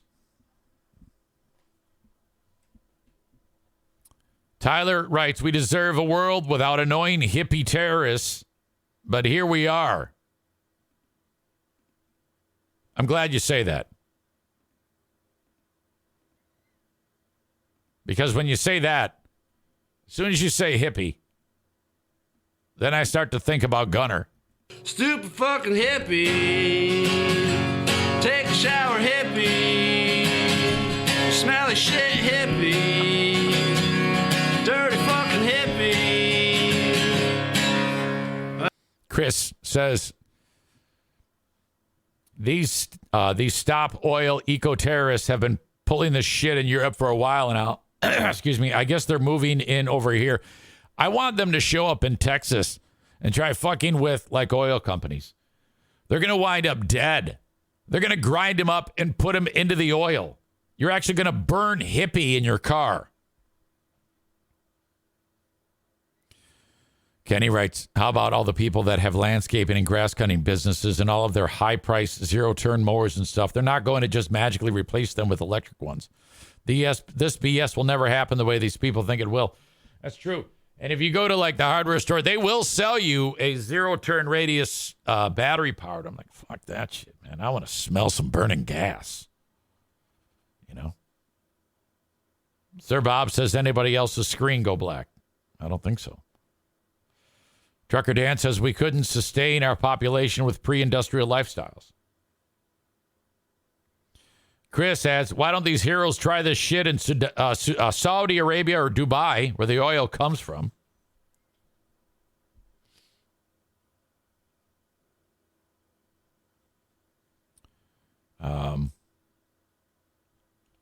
So there you go. Wingnut says, I love me some Gunner. You're damn right. Wingspan says, isn't that 4.5 months for the tax hobbit? No, all of January, all of February, all of March. That's 3. Hold on a second. Darla, none of that. Can't be licking ears here. No, no, no. Thank you to Blue Frost IT, the managed IT service provider for this podcast. If you have any IT issues that you want taken care of from the best in the business, reach out to Blue Frost IT, 616-200-8550. Longtime sponsor of the show. Thank you so much.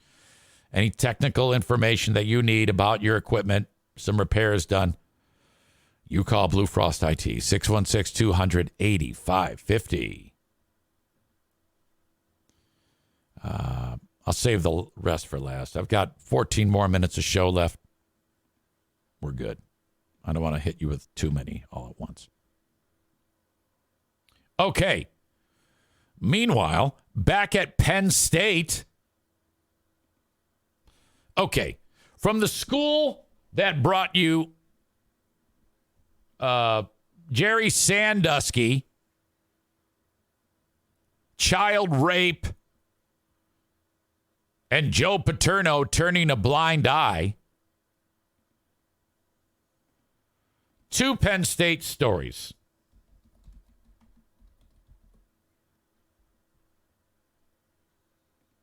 One,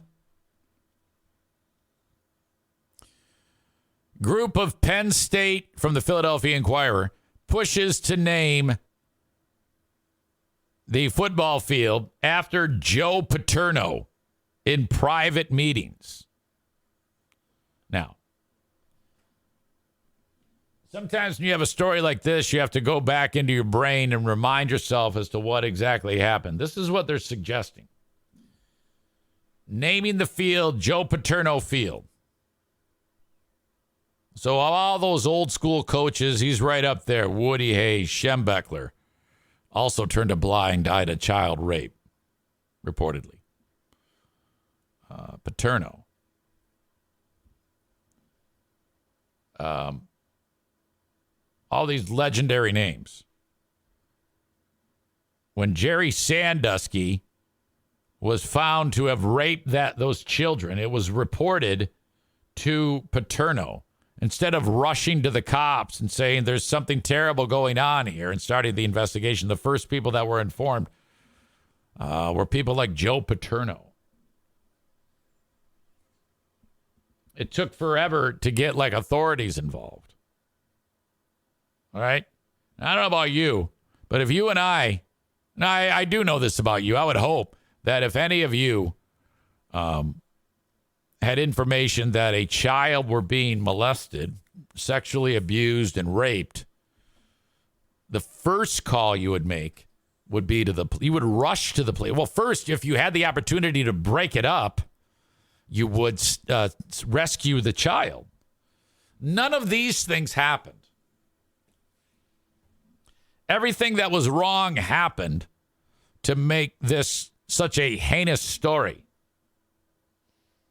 Paterno described it as horseplay. I don't want to worry about it. Hey, you're telling me horseplay. It was just horseplay. That's what you do in the locker room is horseplay. Add to it the fact that Sandusky's charity, children's charity called the Second Mile, provided resources for vulnerable children. And the vulnerable children would be in broken homes or no parents or single parent or abused, and would provide them with quote unquote opportunities to experience nice things. Horseback rides, little adventures, field trips, and, sex with an old man. They went so far as to suggest that the charity was all a human trafficking ring with a sinister side, and that was the ultimate intention of it. Not so much to help children, but to actually bring them in, groom them, so that the old man could rape them. Dozens of victims. Hundreds of millions of dollars paid out. Sandusky, life in prison, or however fucking long he's ever in prison. Paterno, they ripped the statue down because he turned the blind eye. They vacated his record. They made him disappear. At the time, he was the all-time winningest coach in college football. The most unbelievable level of respect. Everybody loved Joe Paterno.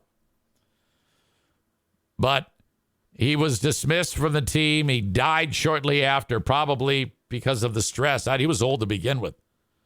This whole thing was fucked. So why is it a handful of years later, the people that are in charge of Penn State are suggesting behind closed doors to name the field after him? It's important that the discussion that I'm having with you takes place on bigger platforms, to put him and what he did not do, and by extension did do, to those children out in front before anyone would ever consider naming anything after that man. He is responsible for the rape of kids. His negligence, his failure to say anything, him covering up is criminal. Why would you do that? Why would is this one of those things where an amount of time passes and people kind of like the O.J. Simpson scenario that I was describing yesterday on the Ben and Eric Patreon podcast? O.J. Simpson's popularity is soaring right now. Nobody gives a shit that he cut two people's heads off. An entire generation is now here since, well, it has taken place. A generation, 20 plus years has happened since that all unfolded. I think it might be just 20 years. I don't know. It might have been 94. Doesn't matter. It's close enough. Where people are like, yeah, that OJ, I think he got a raw deal. I like OJ.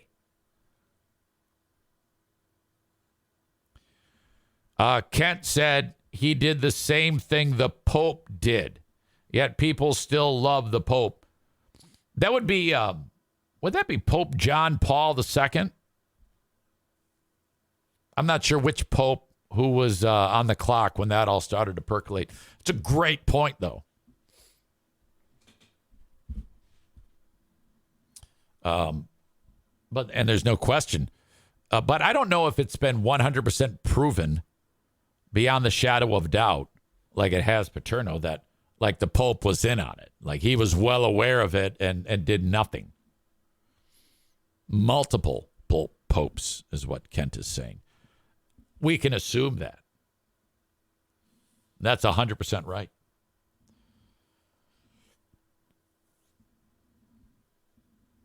Rebecca says, it's okay to rape a child, but be gay and you're hated.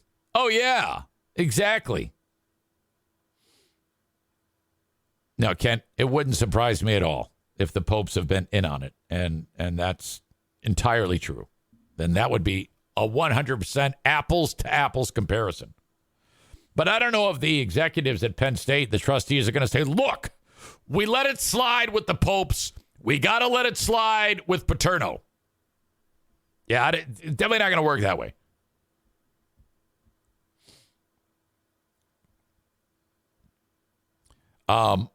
So the idea to name the field Paterno Field, my God. The discussions, which came more than 12 years after Paterno's firing amid the fallout from the Jerry Sandusky sex abuse scandal, might have violated the state's open meetings law. Sounds like a Ottawa County Commission meeting. I guess when you have an institution that is, backed by state tax dollars, you can't meet in private. Unless if I'm understanding that wrong. They met privately twice in January to discuss whether to to name the football field at Beaver Stadium. God, there's so much to this story that somehow ties to sexual nomenclature. Beaver Stadium. The fact that the guy who first discovered that Sandusky was having sex with kids was former quarterback Mike McQueary. My God. Can you imagine if the investigator's last name was Dick and Kid Ass? Hey, Paulie Dick and Kid Ass is investigating this one. The board fired Paterno in 2011 during the fallout of the Sandusky child sex abuse scandal because of allegations that he was aware of the sex abuse. Paterno denied it. Statue removed. 100 wins vacated. They later restored those wins. All right. And I think that that's actually appropriate. He still won the goddamn games. Sure, kids might have been getting slammed in the locker room, but he still won the game. And he does hold the record for the most wins in football history with 409. But why the fuck? If you're trying to put some distance between the school and this, which time has to pass. It's only been 11, 12 years. You can't just 12 years later go, the wound has healed. There are people who were raped who are probably right now in their 20s. Think about the victims of this. The fact that you would ever even consider this. Should we name the school Paterno Field? No. You should not. You should name the school God Bless the Victims Field, or name the field the God Bless the Victims Field. I don't understand this.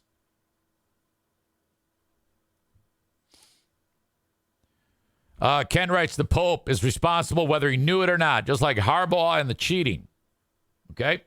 Well, at the very least. Hold on a second. Hey, quit. Darla's pulling a Sandusky on Bruce. If I'm the Pope, when this all comes to light, let's just say in a hypothetical world, there's a Pope that's in play when the whole thing starts to become known, widespread throughout the world about the all these sex abuse and rapes. The world wanted a Pope to stand in front of the world, rip off his fucking cape or whatever the fuck it is, goddamn pissed off and start ranting and raving about how heads are going to roll. You know, we needed a real pissed off Pope at that point to... Oh, hey, stop. Look at that side eye. To make that more of a digestible thing for society to take in, you know, to exhibit the rage that people had because it happened in the first place. I don't want to hear a pope after that is unveiled saying, we must pray. Now, fuck that shit. We must kick ass. That's what we should do. People need to die.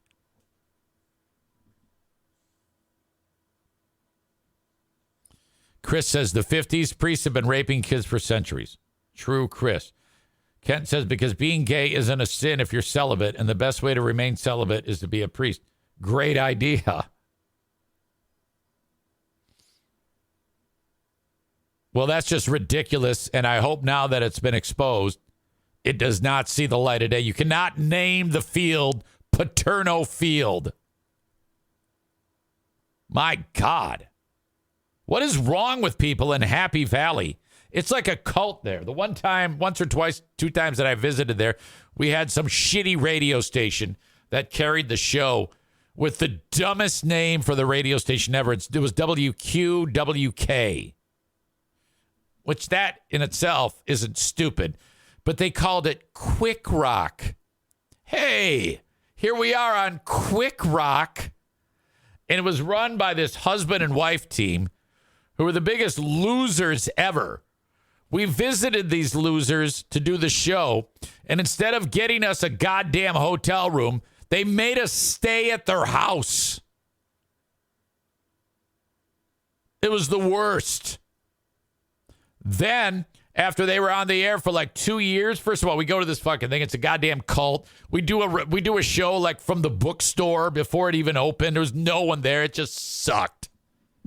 We go to this stupid fucking football game. It's only half full because everybody's pissed off because it was right after the rape incidents. We learned after the fact, after about 2 years on the air, that they had not been paying their monthly. We had like some of these radio stations, not anymore, but back in the day, we used to actually make money off of each radio station. Like we would broker a deal. Quick Rock would be like, all right, we'll pay you guys this amount of money. It wasn't much. A year to be on this radio station. So like a talent fee. And most were almost non-existent. Like there were radio stations that would pay us like $500 a month. And like 49% of it or 48% of it would go to Peter. And then 48% of that would be split 3 ways between Eric, Greg, and Chris. And then Steve would get like 2%. So $480 divided 3 ways before taxes. Like for a station like that, I'd make like $160. It was such a fucking shit deal. Well, come to find out, they hadn't paid that. Like they were never billed for like 2 years. So now we're talking, you owe me $3,840. Well, Greg and Peter decided to just absolve them of it. And I'm like, why? Why would you do that? Those motherfuckers burned through so much money. They were the worst. They're still the worst with it, with money. All that money that they give away, I've talked about this before on the stupid trivia games, it's out of their pocket. They don't even go out of their way to get a sponsor for it to pay for it. We used to pay $26,000 a year just to play Dumber Than Zane. $500 a week, every week. That's $26,000 a year out of our own pockets, which we could have used. We could have divided that three. That was roughly $8,600 each we would lay on the table just to play that goddamn game that we got nothing out of. other than it was fun to play. Such a stupid. Greg and Freebear are so horrible with the money of that business. They could be making so much more money. And then you've got the element now where it's literally a free show. Patrick says, can't they write off the trivia money for taxes?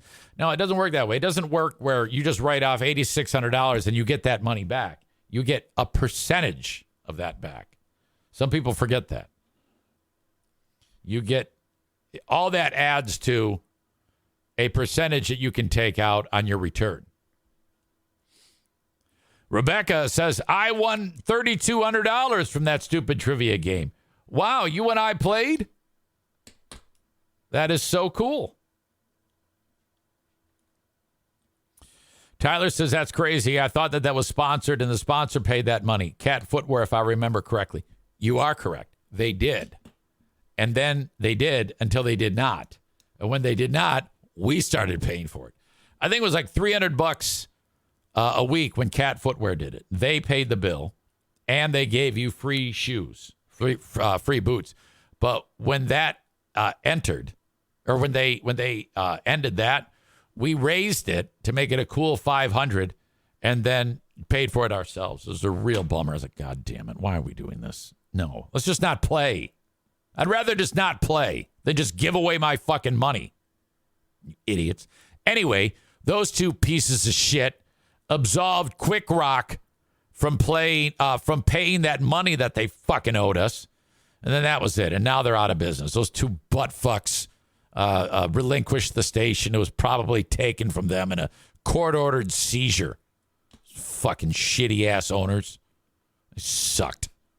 My God. All right. Let me wrap this up, and then we've got the asshole of the day. Who was going to be the asshole of the day today? What was I? I think I talked about something. Oh, okay. I know what it was.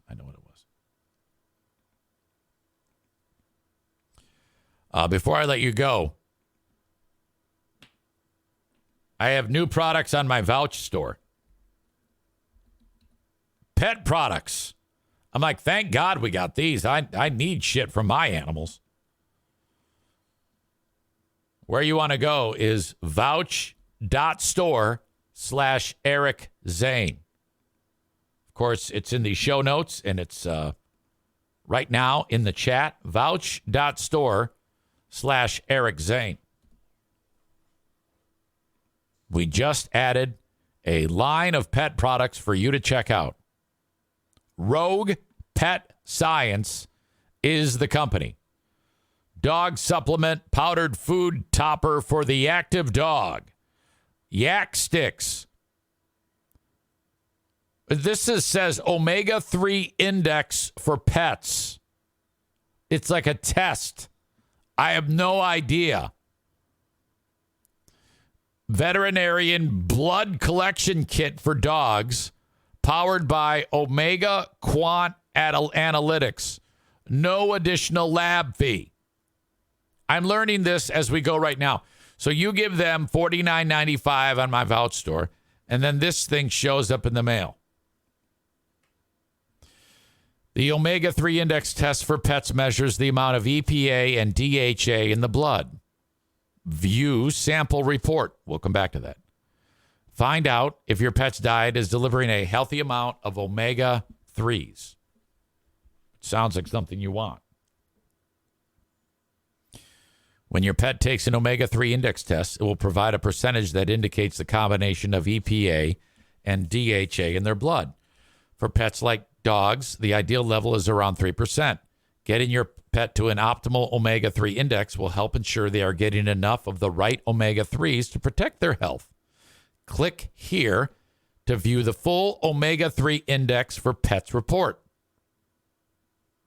Omega-3s, EPA, and DHA have been linked to several health benefits in pets, including heart health, immune health, healthy skin and coat, joint health. Why your vet should test your pet. Okay, there's a lot more here. Check it out at my Vouch store, and you can see for yourself why this is important. All right, so we've got the pets covered. Turmeric Do you say turmeric or turmeric? I think you say turmeric. That's good for your pet. You put it, you sprinkle it on top of the food. You got shampoo. You got shampoo and conditioner. All right. So you're going to take care of your pet. You're going to brush your own teeth with the toothbrush. You're going to get drunk with the Camp Craft cocktails. Then you're going to wake up and be drunk with the coffee. And then you're going to use the Accelerate percussion massage gun to make your muscles feel better. All at my Vouch store. Buy. You support small business. You support me when you buy at my Vouch store. Thank you. Turmeric. Turmeric. Is it turmeric or turmeric?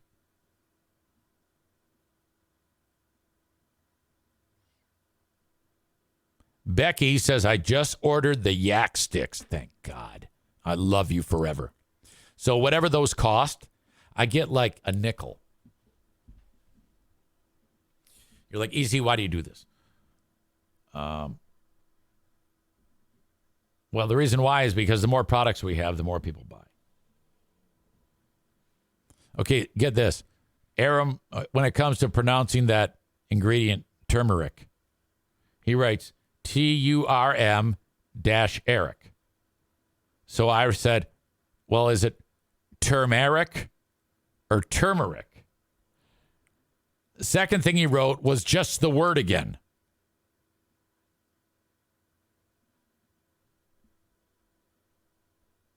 Then he wrote turn-eric. Then Kenny writes Mr. Uck. You guys don't know. None of you actually know how to say that.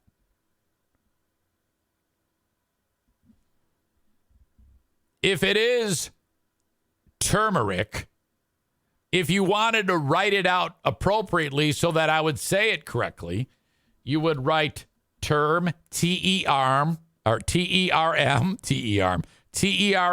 term, ick.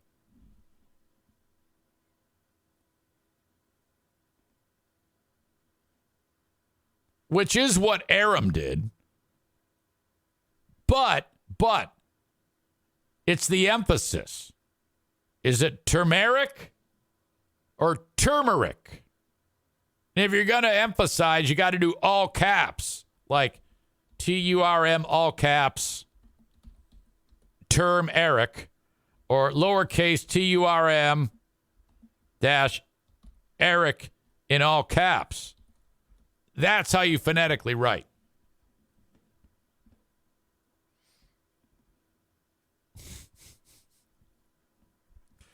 Bob says it's Eric saying Pokemon all over again.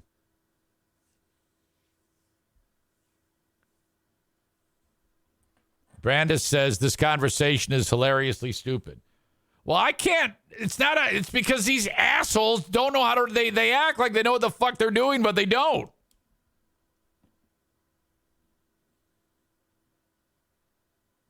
I still don't know how to say it. You guys are no help. None of you.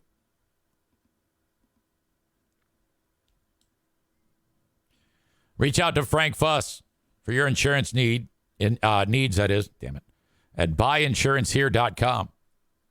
Frank will help you with your Obamacare application. That can be daunting. And if you do it wrong, you're going to hate your life. Have Frank do it for you, and it doesn't cost you a dime. He gets paid by the insurance companies. I swear by Frank, and this is great for anybody in the listening audience. It doesn't matter where you are. Go to B-U-I, insurancehere.com for more information about Obamacare, life insurance, car insurance, health insurance, Medicare, literally everything. My favorite part, it doesn't cost you a dime. I've had audience members think they were getting scammed by Frank because it doesn't cost anything for his services. That was annoying. But he told me a story about an audience member that did just that. I think you're scamming me. You idiot. Anyway. And finally today, Irvine's Auto Repair, Grand Rapids Hybrid and EV. They are located in the middle of Grand Rapids, Michigan. They will help you with everything you need to keep your car running appropriately. 616-532-6600. 616-532-6600. The website, irvines.com, and it's spelled E-R, Vines. Irvines.com is the website. Early bird drop-off, late bird pickup, pay over the phone, free loaner cars for those who need it. Irvines.com. Your asshole today brought to you by TC Paintball. Yesterday was mass shooters. Corey was oddly quiet today on the chat.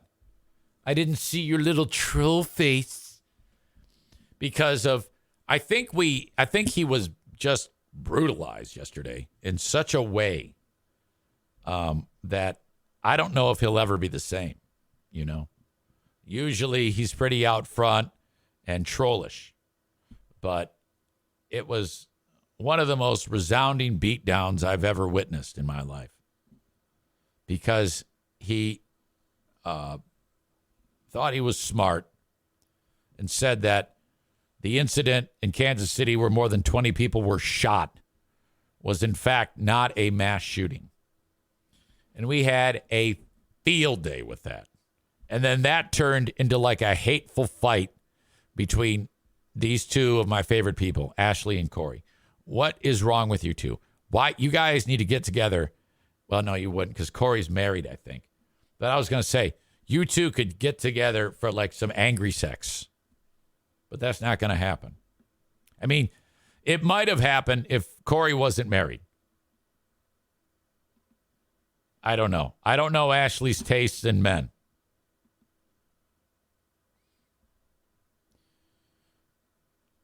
Corey says, or Aram says, Corey, were you thinking it wasn't a mass murder?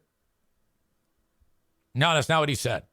He said it was not a mass shooting. And then he changed his mind and said, I take it back. It was a mass shooting after we beat him. Cole says, to be fair, it was a gang shooting. That is not confirmed. It was described as a disagreement between two people. Stop just taking shit that your right-wing talk shows post about, and you run with it. That has not been confirmed. That is being bandied about by assholes that you listen to when you're not listening to this show.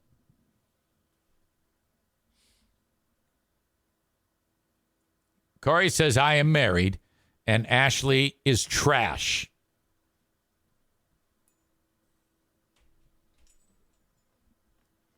Cole says that I am his right-wing talk show.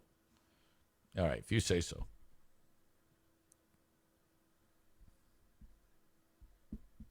Your asshole of the day today on this Friday edition of the Eric Zane Show podcast. Yeah, I like to keep it real on this thing. Occasionally I'll throw you a curveball, but not today. Climate activists, asshole of the day for fucking up our Declaration of Independence, our U.S. Constitution. Which one was it? I think it was the Constitution. Didn't really do anything to it, but sure made it annoying for those people that work there. Who we pay for. Our tax dollars pay for those people. So fuck you. And fuck you too. Cole says, you voted for Trump, EZ. Don't forget. What does that have to do with it? Of course, there are people who voted for Trump who have then since changed their tune. That was a huge mistake. Okay? I voted for Trump. He lost. In the previous election, I voted for Clinton. She lost. In this election, I have to vote for a cognitively impaired man to keep Trump out of office. I might even vote third party because a vote. But then again, if I vote third party, I'm reducing the chances that Biden will get into office. And that's the best chance to take out Trump. But honestly, folks, it is not going to matter. Trump has a trial that's going to start in March.